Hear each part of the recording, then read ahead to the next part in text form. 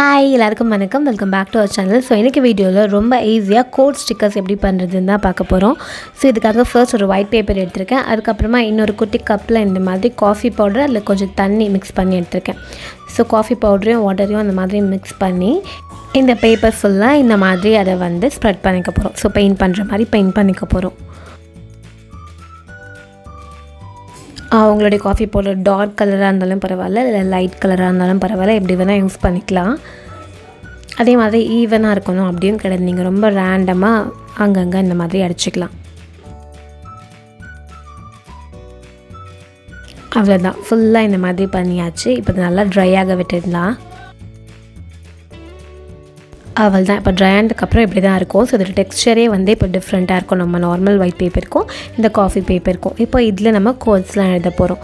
Quotes எழுதுறதுக்கு நீங்கள் இந்த மாதிரி ஸ்டிக் பேன் யூஸ் பண்ணலாம். அப்படி இல்லைனா marker, black colour marker use பண்ணலாம். நல்லா போல்டாக இருக்கணும் அப்படின்னா உங்களுக்கு என்னென்ன கோட்ஸ் வேணுமோ அந்த கோட்ஸ் எல்லாத்தையும் இந்த மாதிரி எழுதிக்கோங்க. ஸோ ஒரு கோட்ஸ்க்கும் நல்லா ஈவனாக கேப் விட்டுக்கலாம்.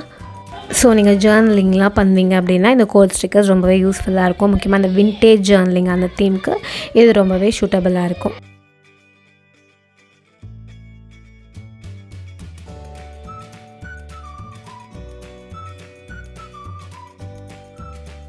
அவ்வளோதான், இந்த மாதிரி ஃபுல்லாக கோட்ஸ் எல்லாம் எழுதியாச்சு. இப்போ அந்த ஒரு கோட்க்கும் சுற்றி பாக்ஸ் மாதிரி ட்ரா பண்ணிக்க போகிறோம். அதனால தான் ஃபர்ஸ்ட்டு நீங்கள் எழுதும் போதே எல்லா பக்கமும் ஈவனாக கேப் விட்டிங்கன்னா அதுக்கப்புறமா இந்த பாக்ஸ் போடுறதுக்கு ஈஸியாக இருக்கும்.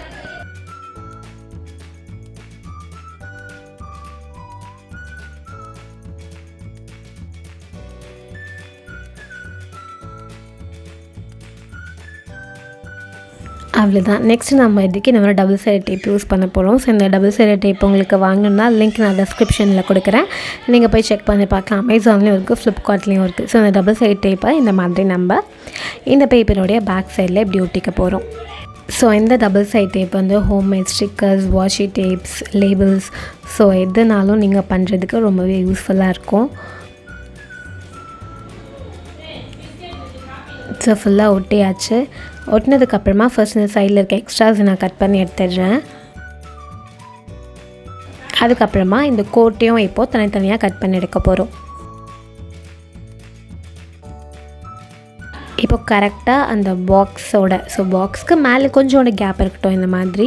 ஸோ அந்த அளவுக்கு கட் பண்ணிக்கோங்க.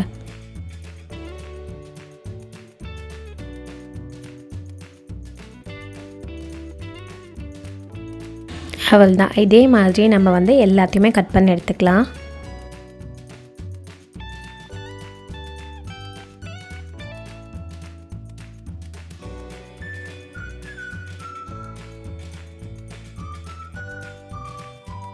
ஸோ அவ்வளோதான், நம்மளுடைய கோட் ஸ்டிக்கர்ஸ் வந்து ரெடி ஆயிடுச்சு.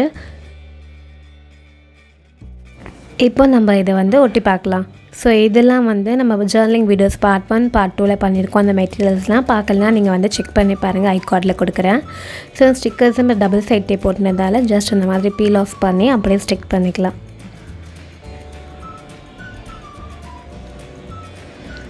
இந்த வீடியோ உங்கள் எல்லாருக்குமே பிடிச்சிருக்கோம் நான் நம்புகிறேன். கண்டிப்பாக ட்ரை பண்ணி பாருங்கள். இன்னொரு சூப்பரான வீடியோவில் மீட் பண்ணலாம். பாய்.